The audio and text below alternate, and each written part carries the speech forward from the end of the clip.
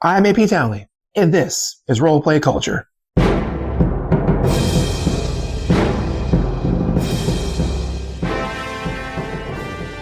Some might be confused about the differences between a sorcerer and a wizard, at least where their magic is concerned. One has spent years poring over books and scrolls to attain the knowledge necessary to warp the world around them. The other, the sorcerer, has magic innately. It's in their blood, somehow. Maybe they have a draconic ancestor. They were known to take humanoid form and cavort with us mortals. Maybe your pregnant mother got too close to a Feywild portal, which warped your developing body with its wild magic. Whatever happened, however it happened, this is what you are. This is your magic. But what kind of magic is it? To figure that out, we need to look at their cantrips to measure their power. So here are 6, that's right, 6 cantrips for the sorcerer in D&D 5e as a nice juicy number. More than any other class. And we start with a whopping 4. Number 1, shape water. One of the things that makes the sorcerer pretty unique is the number of cantrips they start with, 4 in fact. And they get another at levels 4 and a 6th at level 10. This many cantrips gives us some room to experiment and diversify our choices a bit. This transmutation cantrip takes an action to cast, has a range of 30 feet, and only requires somatic components, which is interesting. So long as no one sees you casting the spell, you can do so without making any noise. You choose an area of water within a 5-foot cube, and then select from a list of things to manipulate that water. I like spells like this that give a couple of options on how the spell will function.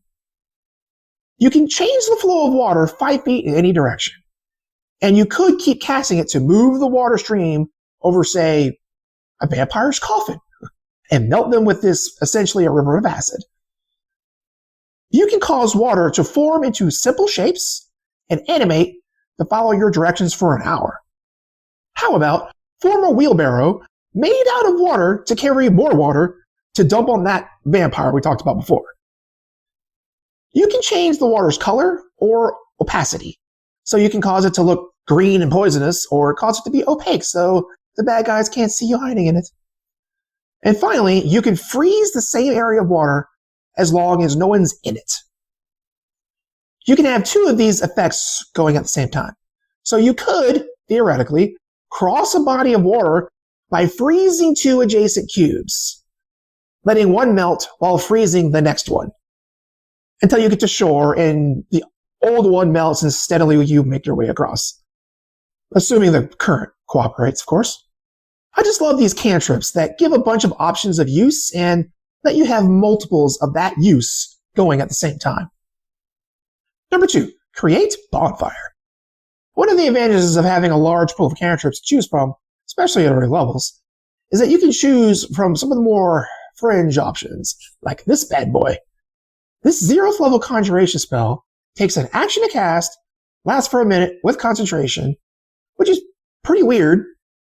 It creates a blaze in a 5-foot cube that does 1d8 fire damage to anyone entering it for the first time or starting their turn there. They get a dex save to avoid the damage. And of course, this spell sets unintended things on fire. The damage for the spell increases to 2d8 at levels 5 and incrementally at levels 11 and 17 as usual. Before we talk about this cantrip in detail, let's talk a little bit about fire damage a bit. Many avoid taking fire damage spells because there are quite a few creatures that either have a resistance to it or just flat out immune. Red dragons, devils, demons, salamanders, and more. But there's something to remember. There's also quite a few creatures where fire is a weakness. A troll's regeneration is shut down by fire. Some plant monsters are weak to it, and mummies have vulnerability to fire, meaning they take double damage from it. And fire spells can set things and buildings on fire, preferably without you still inside of them. So always keep a little fire around just in case. So what makes Create Bonfire worthy of this list outside of the mayhem of setting the bad guys' base on fire? It has to do with the fact that it hits an area, small area, mind you, and lasts for a while.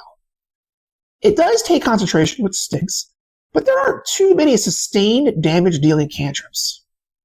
This spell works best as a combo spell, combining it with your allies' other abilities and tactics. For instance, if you or an ally cast the Gust cantrip and knock an enemy into the bonfire, they'll immediately take damage. And on their turn, they'll take damage again. If you or an ally have some other way to lock down an enemy into one place, such as with hold person or something, they'll take damage round over round. If your fighter party member is willing to grapple the enemy in place and then hold them in the bonfire like some tasty yakitori, that'll do just fine. This is a great spell to exemplify teamwork and get the party working together. Or just set things on fire. Number 3, Message. This is a cantrip that almost no one ever takes. Not because it's not good, but because of the constraints of the number of cantrips that can be chosen, they're just higher priorities. But with the Sorcerer, you get a little more with leeway. This Transmutation cantrip takes an action to cast and has a range of 120 feet.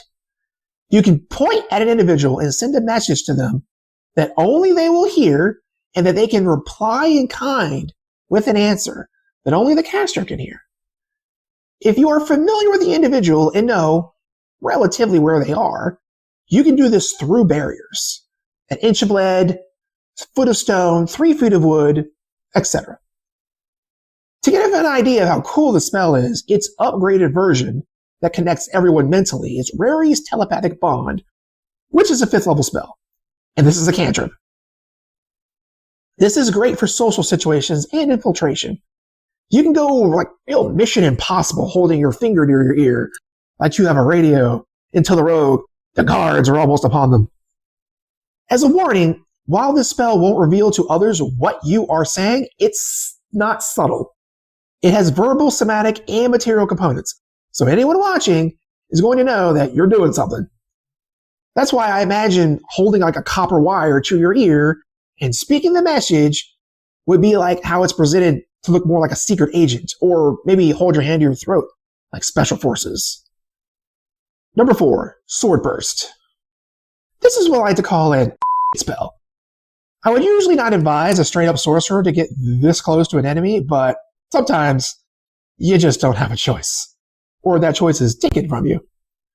The 0th level conjuration spell takes an action to cast and has a range of self with a 5-foot radius. I know that sounds weird, but here's how it works. On a grid, spectral swords grow out of the ground and impale anyone in the 8 5-foot squares around you. They take 1d6 force damage on a failed dex save, with the damage increasing at levels 5, 11, and 17 as usual. There are a couple of things that make this cantrip unique and interesting. First is that it hits an area. There's only one other cantrip available to the sorcerer that does this, Thunderclap, but this is definitely the superior version. The fact that it hits all the squares surrounding you means that you could conceivably hit up to 8 creatures. Not that I would recommend you charge your sorcerer to a crowd of that many bad guys, but sometimes things go wrong. And if you have a particularly evil DM, you might not have a choice. This spell also does force damage, and I think it is the only cantrip available to the sorcerer that does that damage type. Remember, force damage is the least resisted damage type and is highly sought after by casters. And lastly, this spell only has verbal components. That means, as long as you're not silenced or gagged, you can cast this spell. Even if you're blinded or tied up, you can still cast it. Can you imagine the bad guys that captured you, surrounding you and gloating over you with their victory, and then shake? I think having a repeatable way to turn the ground around you into a pincushion is worth taking this spell. And if you happen to be surrounded by goblins, it could save your life. Number 5, Mold Earth. If you ever had a party or even just a player that wanted to make pit traps or trenches to fight from, or just dig their way out of the problem? No? Well, must be just me then. But if you are, then you might be overlooking this cantrip. This transmutation spell takes an action to cast, has a range of 30 feet. It's a little like Shape Water that has a few different things that you can do with the elements. You choose a 5-foot cube of earth or stone that you can manipulate in several ways. You could excavate that cube of loose dirt and move it 5 feet away, essentially digging it up. Moving this much earth in what is essentially 6 seconds is probably a lot stronger than you think. You can make pit traps or trenches to ambush passersby in.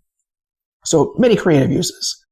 You can also change shapes and colors in the dirt or stone to write in them or create pictures for an hour. This can leave messages or create a little shop sign on the side of the road to sell your ill-gotten gains. And finally, you can turn an area of loose dirt into difficult terrain, or even vice versa for an hour. You can have up to 2 of these effects going at the same time. So imagine that you have a few rounds to prepare for an attack. You can create a 5-foot deep ditch for you to stand in, giving yourselves at least half cover. And then the dirt you spread out in front of the ditch is turned into difficult terrain. So the enemy that charge your position have a harder time hitting you at range, and if they do make it to you, will be slowed even further by that patch of difficult terrain. This spell doesn't require concentration either, so you could use other spells to make the area even more hellish. And similarly to the last entry, this spell only requires 1 component to cast, somatic components, which means you could cast it when you are silenced. You would also be able to cast this spell very quietly. I can't comment on how quiet moving 5 feet of dirt would be, but that's up to the DM. But it does have interesting implications. You can move around a bandit camp silently digging pits and traps through the night, and in the morning attack and have them chase you through a gauntlet you created. Could be pretty frustrating for the enemy and the DM.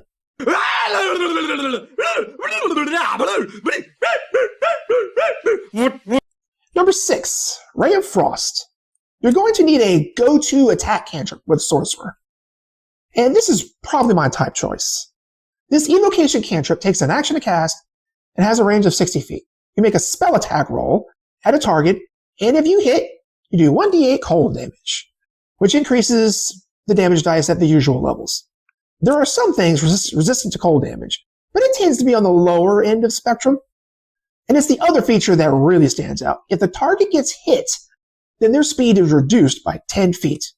Reducing an enemy's speed by 10 feet, which will translate into 20 feet if they're dashing, might make the difference between that rampaging monster tearing you limb from limb or cooling its heels waiting for the next turn to attack you. Which is especially true if you combine it with some other effect that slows down movement, like the previous Mold Earth creating difficult terrain feature, which would stack with the debuff from Ray of Frost. Difficult terrain would have 30 feet of movement to 15 feet, and Ray of Frost would reduce it further to just 5 feet. So when dashing, the enemy could only move 10 feet and around. And don't even get me started with spells like Plant Growth and Slow, which combined with Ray of Frost just basically stops bad guys in their tracks. And this spell just gets that much more potent when combined with the abilities and spells of your companions. Cantrips like this are always so fun to find combinations with your friends to cause the DM to tear their hair out. But if you build your character around it, or even have a little help from your party, you can take this humble little cantrip, which you can use at will, by the way, and turn it into a great control spell. So there are our 6 choices. Yes, 6. It's a great number. 6 cantrips for the Sorcerer in D&D 5e. If you want more videos like this, then you're going to have to subscribe, ring the bell, smash that like button, leave in the comments below what you think your favorite cantrips for the Sorcerer are. And I'll see you in the parlor.